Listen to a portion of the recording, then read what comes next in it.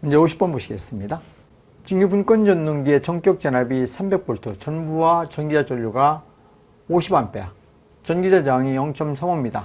이 전동기의 기동 전류를 전부와 전류의 130%로 제한하기 위한 기동 저항 값은 몇 ohm인가 물었네요.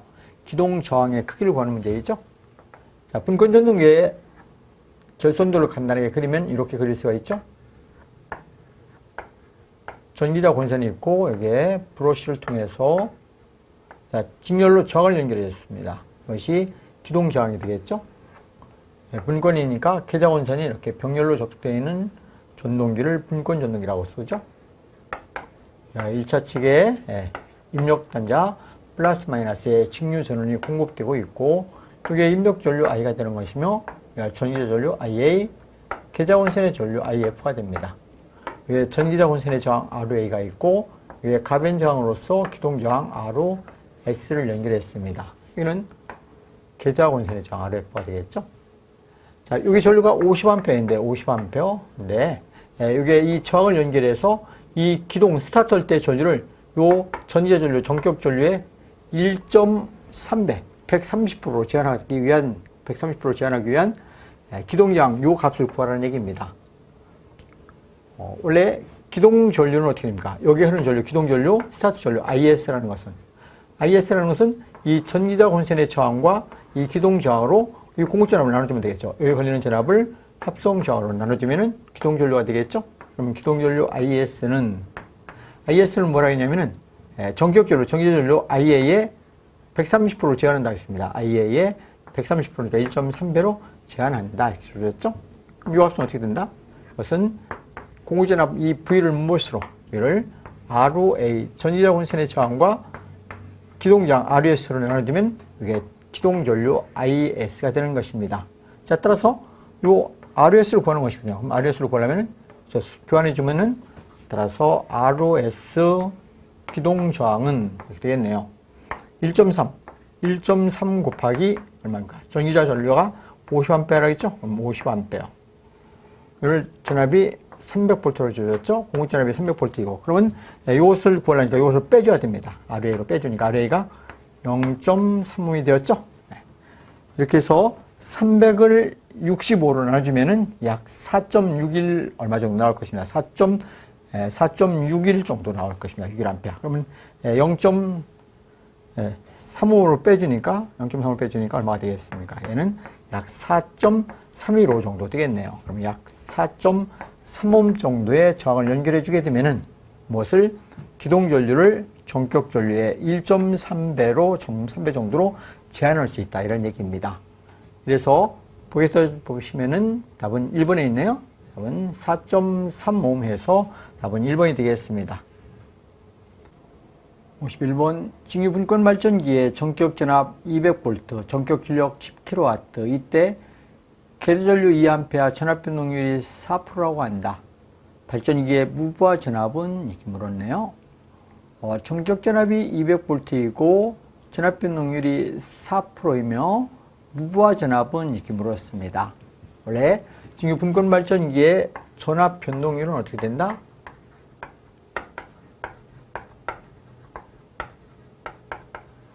전압 변동률 입시로는 무부하일 때 전압 V0에서 전부하를 연결했을 때 전격 전압 Vn을 빼가지고 전격 전압으로 나누어서 100분율 표시한 것. 이게 전압 변동률의 정의거든요. 여기서 100으로 나눠주면 여기서 프라임을 쓸 수 있습니다. 프라임 쓰고 나눠주죠. 그러면 전격 전압은 어떻게 되냐? 무부하 전압 V0는 곱해주고 넘어가니까 V0는 되겠죠? VNO에 플러스 입실론 프라임의 VNO라 이렇게 쓸 수 있습니다. 그러면은 VNO를 공통에서 빼고 1 플러스 입실론 프라임. 프라임이라는 것은 전압 변동률이 예를 들어서 4%라. 4%는 소수점으로 표시한 것입니다. 100으로 나눠졌기 때문에 소수점으로 표시한 전압 변동률을 프라임으로 쓴 것입니다. 그럼 거기 다 줄였죠. 전격 전압이 200V이고 1 플러스 전압 변동률이 4%이니까 0.04를 더해주면 되겠죠. 그래서 1.04 곱하기 200이니까 208V가 되겠네요. 이 발전기의 무바 단자전압 V0는 208V가 되겠다. 그래서 거기서 보면은 1번에 있네요. 답은 1번이 되겠습니다. 52번 문제 보시겠습니다. 동기발전기에서 기전력의 파형을 좋게 하고 누설 리액턴스를 감소시키기 위해서 채택하는 건설법은 이렇습니다. 동기발전기의 건설법에는 집중권과 분포권으로 분류가 되는데요. 이 집중권을 사용하지 않고 있습니다. 전부 다 분포권을 쓰죠. 집중권이라는 것은 매극, 매상의 홈수를 하나로 하는 것이 바로 집중권입니다. 그럼 분포권은 매극, 매상의 홈수를 수로 쓰죠. 홈수가 둘 이상인 것입니다. 둘 이상인 건설법을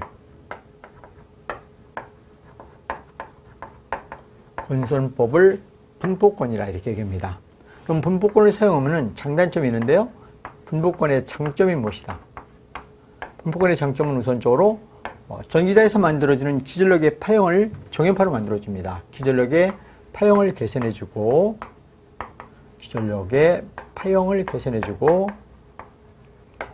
파형을 개선한다는 얘기는 정연파로 만들어준다는 얘기죠. 두 번째로 도체를 분산시켰기 때문에 누설 리액턴스도 감소합니다. 누설 리액턴스가 감소하고 누설 리액턴스가 줄어듭니다. 감소하고 도체들을 분산시켜 놨기 때문에 과열 방지에도 도움이 됩니다. 전기자 권선에서 예를 말씀드렸는데 과열 방지에도 도움이 됐더라. 이게 분포권의 장점입니다. 단점이 하나 있는데 단점은 이렇게 양질의 기전력을 발생시키다 보니까 어떻게 된다? 기전력이 약간 감소합니다. 기전력이 감소하더라. 뭐에 비해서? 이 집중권에 비해서 분포권을 사용하면 기전력이 약간 감소하는 게 맹점이라 이렇게 보시면 되겠죠. 자, 이것이 분포권의 장단점이 되는 것입니다. 지금 주어진 조건에서 파형을 좋게 하고 누설 리액턴스를 감소시키기 위한 건설법이라고 했으니까 분포권이 되겠죠. 그러면 단절권도 기전력의 파형을 고조파를 제거해서 기전력의 파형을 감소하는 데에는 누설 리액턴스를 주지는 않습니다. 통량이 감소되고 기적 치수는 절약이 되지만 누설 리액턴스를 감소시키는 만큼은 아니거든요. 그래서 답은 2번이 되겠습니다. 분포권을 채택하면 되더라. 53번 문제 보시겠습니다. SCR의 턴오프 되는 조건은 이렇게 물었네요. SCR의 턴오프. SCR은 4층 구조로 이루어져 있는데요. 이렇게 구조로 볼 수가 있습니다. SCR은 이제 에노드가 있고, 이게 캐소드가 있습니다. 그리고 이게 게이트 단자가 있거든요. 그럼 이게 이 게이트 단자에 전원을 흘려주어야만이, 전류를 흘려줘야만이 턴온이 됩니다. 턴온을 시켜주기 위해서는 어디에다? 게이트 단자에다 전류 IG를 흘려주는 것입니다. 그럼 턴온이 됐죠? 그럼 턴온이 된 상태에서 여기서 유리전류 이상, 온 상태를 유지하기 위한 전류가 유지전류거든요. 그럼 온 상태를 유지하기 위한 전류를 뭐라고 한다? 온 상태를 유지하는 전류를, 아주 자그마한 전류를 유지전류라고 쓰는 것입니다. 유지전류를 계속해서 흘려주면은 게이트의 전원이 7호가 되어도 온 상태가 계속 지속이 되거든요. 자, 그런데 오프 시키려면 어떻게 하냐 하는 문제거든요. 오프. 턴 오프를 시키기 위해서는 어떻게 하냐. 턴 오프를 만들어준다. 오프를 시키기 위해서는 이 유지전류 이하로, 여기 에노드의 이 양극점에 유리전류 이하의 전류를 흘려주면은 오프가 되는 것입니다. 유리전류가 온 상태를 유지할 수 있는 전류가 유지전류인데 그 유지전류 이하로 이 에노드의 전류를 감소시키면은 유리전류 이하가 됐으니까 턴 오프가 된다. 이렇게 얘기할 수 있죠. 그래서 SCR을 턴 오프 시키는데 필요한 방법은 에노드 양극점입니다. 에노드에 유지전류 이상의 전류를 제한해 주는 것이죠. 유지전류 이하로 감소시켜 주는 것이죠.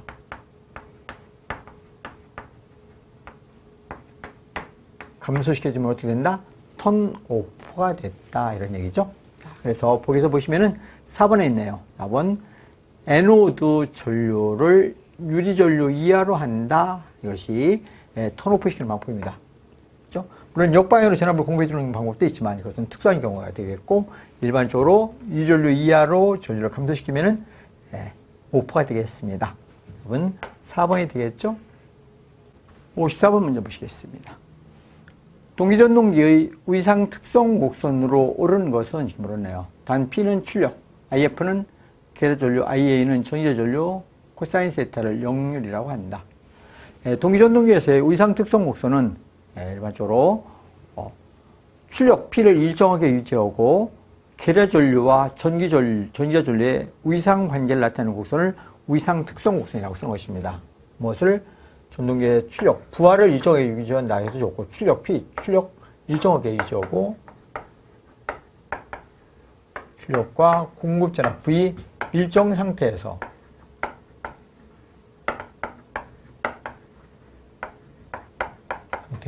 무엇과 계좌전류 IF와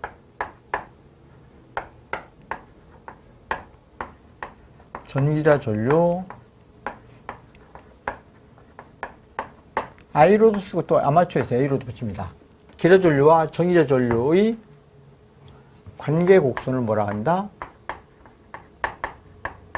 관계 곡선을 우리는 위상 특성 곡선이라고 쓰는 것입니다. 위상 특성 곡선의 정의죠.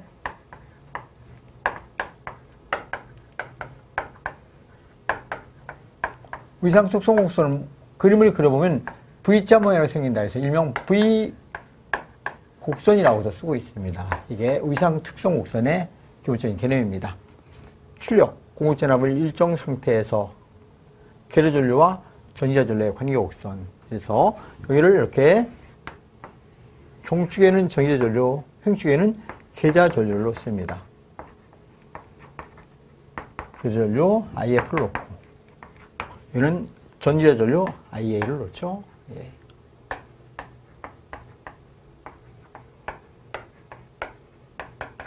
그러면은 이 계좌전류를 조정하다 보면은 이 전기전류가 이렇게 최소화되는 점이 있습니다. 최소. 이 전기전류 크게 이렇게 변하거든요. 그럼 전기전류가 최소일 때가 항상 어떻게 된다? 이 최소일 때가 역률이 1인 상태입니다. 코사인 세타가 1인 상태를 바로 전기전류가 최소이거든요. 최소일 때, 전기전류 IA가 최소 미니멈일 때, 이때 역률이 1이 된다. 그럼 역률이 1인 점을 기준으로 해서 여자들을 감소시키면 이건 부족 여자가 됩니다. 그럼 부족 여자가 되면 이 전기자 전류 있죠? 이 전기자 전류 위상이 전압보다 뒤진 전류가 흐릅니다. 이때는 뒤진 전류가 흘러서 이 동기전동기가 무슨 작용을 한다? 리액터 작용을 하게 됩니다. 리액터 작용을 하고, 역률이 1인 점을 기준으로 해서 이 계좌전류, 즉 여자전류를 증가시키면 이것은 과해자라고 씁니다. 그럼 과해자 상태에서 이 전기전류는 어떻게 된다? 위상이 전압보다 앞선 전류가 되는 것입니다. 전압보다 전류의 위상이 앞선다. 앞선 전류가 흐르는 것은 이 전동기가 무슨 역할을 해준다? 콘덴서 기능을 갖는다는 얘기입니다. 그래서 우리는 동기전동기는 출력을 일정한 상태에서 이렇게 계좌전류를 조절하면은 리액터 작용도 오고 콘덴서 작용을 병행할 수 있는 게 바로 동기전동기, 일명 동기조상기라 이렇게 얘기하죠. 자, 그러면 일단 설명을 보시겠습니다.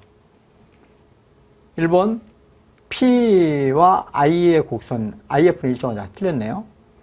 IF와 I의 곡선 P는 일정하다. 이건 발음편이 되겠죠. 출력과 공급전압 V는 일정하게 상태에서 무엇과 계좌전류와 전기자전류의 관계 곡선이니까 2번이 바른 답이 되겠네요. 그렇죠? 2번이 되었습니다. 55번 문제 보시겠습니다. 변압기의 동소는 부하 전류의 몇 제곱에 비례하는가? 변압기의 동손이라는 것은 카플로서 PC로 쓰는데 얘는 항상 어떻게 된다? I제곱 R가 되겠죠? 그래서 부하 전류의 제곱에 비례하는 것을 우리는 변압기의 동손이다 이렇게 얘기하죠. 와트. 그래서 부하 전류의 제곱에 비례한다. 3번이 답이 되겠네요. 문제 56번 보시겠습니다. 무부하에서 자기 여자로 전압을 확립하지 못하는 직류발전기는 이렇게 물었네요. 자회자 발전기에서 분권 발전기와 직권, 복권 발전기가 있는데요. 일반적으로 분권 발전기 같은 경우는 무부하 상태일 때 전압이 이렇게 확립되는 것입니다. 이게 계좌원선이 있고 전기자가 이렇게 병렬로 접속되어 있는 게 분권 발전기죠. 아마추어가 병렬로 접속되어 있습니다. 예, 무부하 상태인데요. 부하가 없을 때 무부하 상태이죠. I가 있고로 0일 때가 무부하 상태라고 쓰는 것입니다. 이 분권 발전기 한 번만 여기에 전류를 흘려줘서 여자를 시켜주면은 이 전류 IF가 0일지라도 무엇이 남아 있습니까? 잔유자기가 남아 있습니다. 잔유자기가 남아 있는 상태에서 원동기로 회전을 시켜주면은 그래서 잔유자기에 의한 전압이 나오죠. 잔유전압에서 전류가 이렇게 흘러가지고 전압이 잔자전압이 쭉 상승하게 되는 것입니다. 무부하 잔자전압이 쭉 상승하게 되는데 그 과정을 간단하게 보시면 이렇게 되거든요. 얘는 캐드전류 IF를 놓고 얘는 V 전압을 놓는데요. 예, 캐드전류 처음에 외부에 독립된 증류 전원에 의해서 전류를 내주면 무부하 특성 호선이 이렇게 됩니다. 그러면 올라갈 때는 이렇게 놓고 전류를 감소시키면 어떻게 된다? 이렇게 해서 이게 무부하 특성 호선이라고 쓸 수 있죠. 여기가 V가 있고 0일 때 나오는 전압, 잔유 전압, 델타 V2라고 쓸 수 있습니다. 잔유 전압. 잔유 자기한 전압. 그러면 요 계좌 원선의 저항이 있죠? 그 계좌 원선의 저항의 크기에 따라서 결정되는 선이 이게 계좌 저항선이라고 쓰는 것입니다. 계좌 저항선. 계좌정 RF라고 쓰는데 계좌정의 크기에 따라서 전압이 확립되는 조건이 이렇게 결정이 되는 것입니다. 자, 한 번만 여자시켜 놓으면 잔유 전압이 있죠? 잔유 전압에 의해서 전류가 이렇게 흘러가는 것입니다. 계좌 전류가 흘러가죠? 그럼 잔유 전압에 의해서 계좌 전류가 이만큼 흘러갑니다. 그럼 계좌 전류가 흘러가니까 차속이 증가하죠? 차속이 증가하니까 기술력이 증가합니다. 기술력이 요거만큼 증가하죠. 그럼 기술력이 증가하니까 또 계좌 전류가 증가하고 계좌 전류 증가하니까 차속이 증가해서 기술력 증가, 계좌 전류 증가, 기술력 증가해서 전압이 여기에 딱 확립되게 되는 것입니다. 이게 무부하 탄자 전압 V0가 되는 것입니다. 이렇게 자회자 발전기, 분권 발전기에서는 부하가 없는 상태에서도 이 전압이 확립되어 나오게 되는 것입니다. 자, 그런데 직권 발전기를 보실까요? 이런 직권 발전기는 무엇이? 이 계좌 권선과 전기자 아마추어가 무엇으로? 이렇게 직렬로 접속된 발전기를 무슨 발전기라? 직권 발전기라고 쓰는 것입니다. 직권 발전기 만약 부하가 없다. 부하가 없는 상태에서 I가 이꼬로 0이 되는 것이죠. 그럼 이게 잔유자기엔 전압이 나오죠? 그럼 이 전류가 흘러줘야만이 이렇게 전압이 확립되게 되는데 여기는 전류가 흐를 수 없지 않습니까? 전류가 흐를 수 없기 때문에 이 발전기는 아무리 원동기로 회전을 시켜줘도 무슨 전압밖에 없습니까? 여기 잔유자기한 잔유 전압밖에 존재하지 않게 되는 것입니다. 그래서 부하가 없는 상태에서 전압이 확립될 수 없는 발전기를 무슨 발전기라? 직권 발전기가 되는 것입니다. 직권 발전기는 부하가 없는 상태에서는 이 계좌 전류가 증가할 수 없기 때문에 계좌 전류가 흐를 수 없기 때문에 전압이 확립될 수가 없다. 이렇게 이해하시죠? 그래서 답은 2번 직권 발전기가 되겠습니다. 문제 57번 보시겠습니다. 동기전동기의 토크와 공급전압의 관계로 옳은 것은 이렇게 물었네요. 동기전동기의 토크와 공급전압과의 관계. 동기전동기의 토크는 항상 토크 타우인데 토크 타우는 무엇이 된다? 토크 타우는 오메가분의 P가 됩니다. 오메가분의 P가 되죠. 모든 전동기들의 토크는 각속도 오메가분에 의한 출력이 되는 것입니다.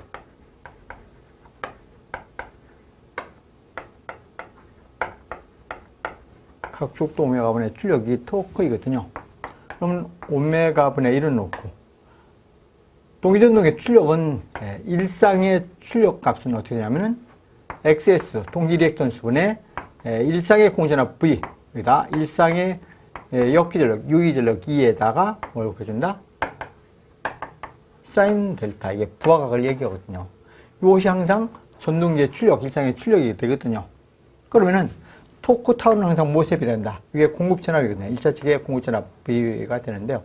항상 전압이 뭐더라?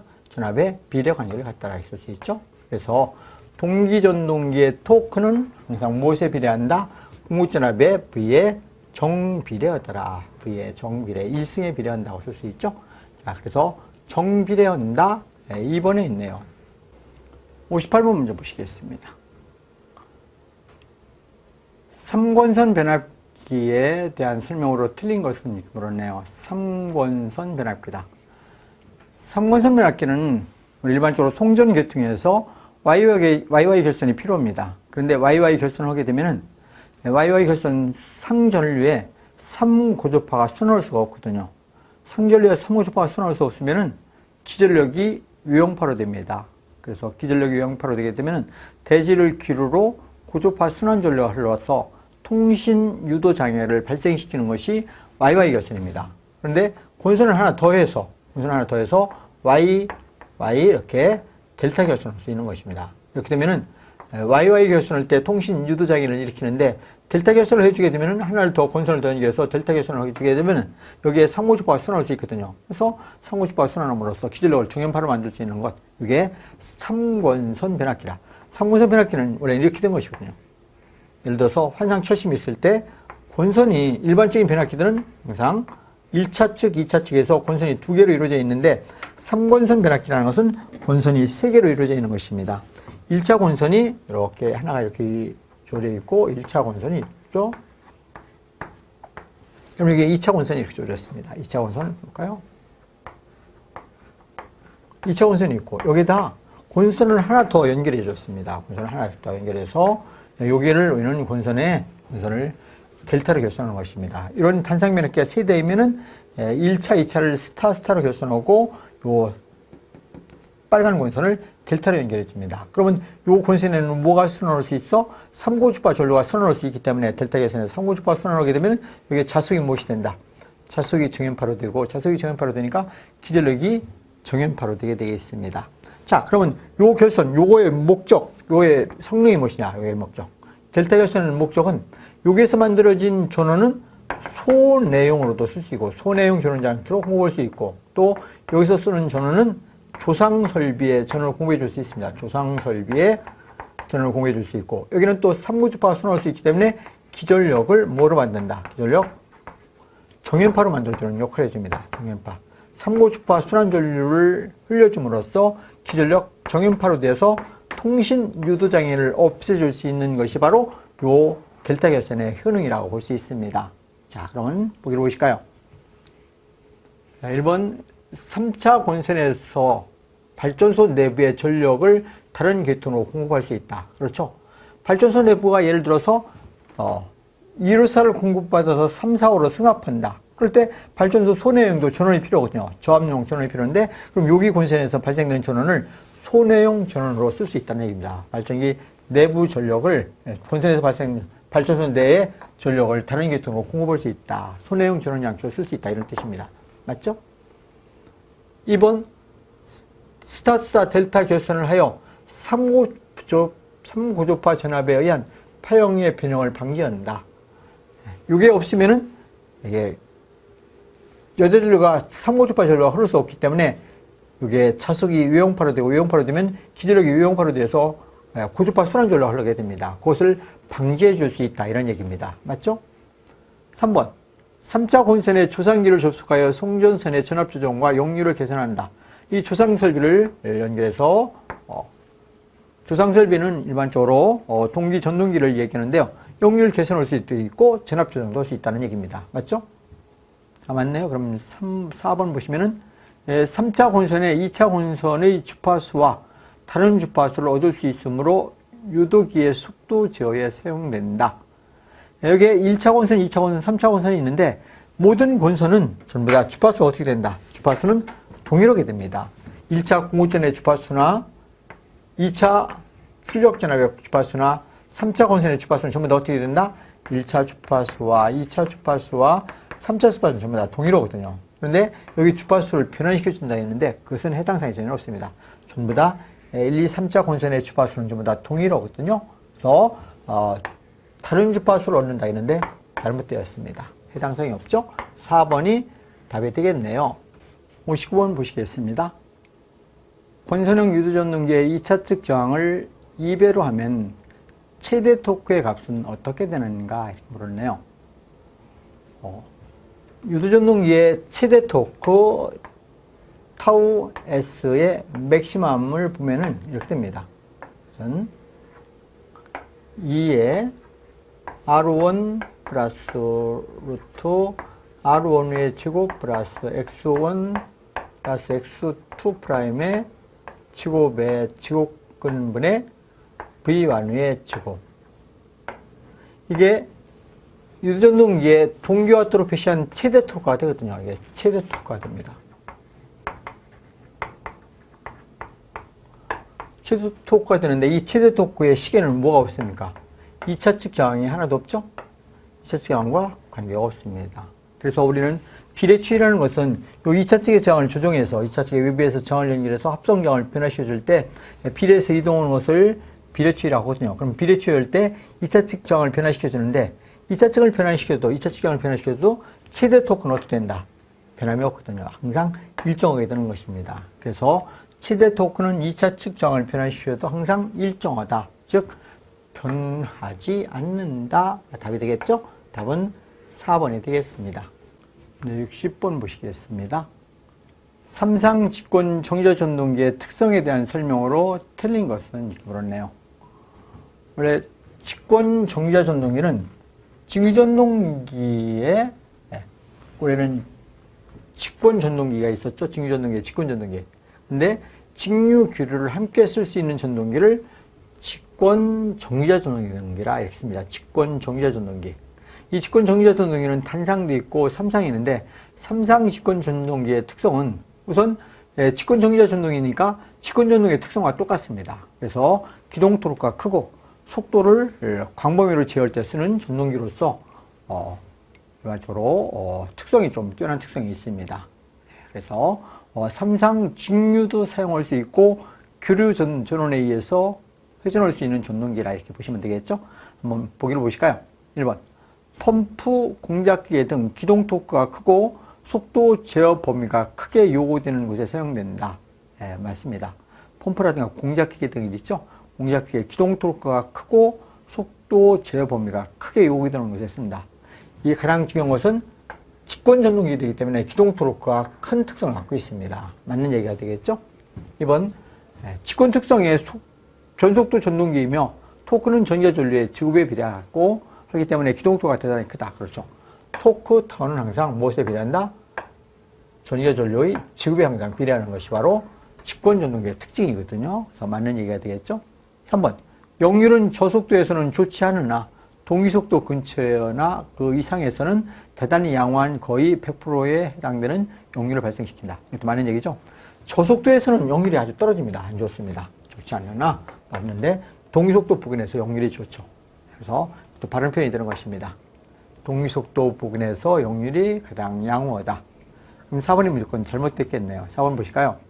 효율은 저속도에서 좋지만 있는데 틀렸습니다. 역률과 효율은 똑같이 저속도에서는 좋지 않습니다. 좋지 않고 고속도에서는 거의 일정하며 동기속도 근처에서 가장 좋습니다. 가장 좋지 못한이라고 틀렸네. 가장 좋거든요. 그리고 동일한 전격의 삼상 유도전동에 비해서 앞선다 했는데 역률은 좀 떨어집니다. 뒤진다. 떨어진다. 삼상 유도전동기에 비해서 역률이 약간 떨어지는 특성이 있습니다. 떨어진다. 이렇게 해야겠죠? 자, 그래서 4번이 무조건 잘못됐네요. 이렇게 해서 우리 19년도 제4회 공사기사 전기 기계 문제를 함께 공부하셨습니다. 고생하셨습니다.